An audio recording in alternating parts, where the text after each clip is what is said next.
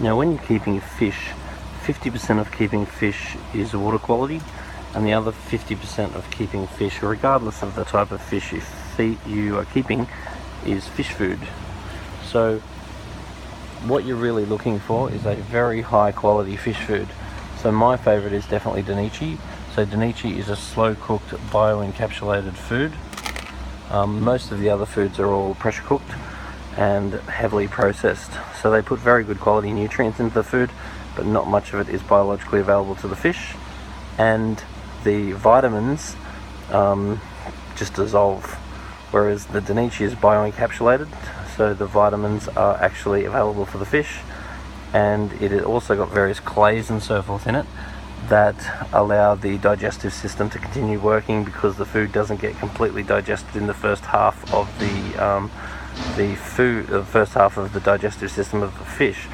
So what I would recommend doing is, regardless of whether you're keeping saltwater fish or cichlids or tropical fish or whatever, I would usually start with the red pellets for about 1 month. Then after I've fed the red pellets for about 1 month, if not 2 months, I would then introduce the green pellets, and that would be about 80% of the diet. By all means, vary other foods and chuck that in the mix, frozen foods and so forth, noris and whatever you want to do, but I would definitely be making this the core part of my food. So what to feed is the first thing. We can teach you how to train the fish onto various foods if they don't eat them straight away. And then the next thing is how much to feed. There's no real answer, but you just need to try something and monitor it. So in general, I would recommend feeding the fish about 5 times a week, what they eat in 30 seconds, so there's not one speck left after 30 seconds.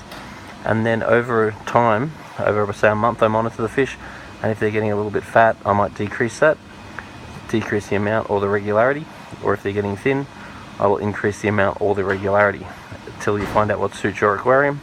You're always going to have a fat one, you're always going to have a skinny one, and just be aware that some species of fish do require feeding more often in order to keep them fat. But it's a matter of just trying something, monitoring it, change something, try something, monitor it, change something.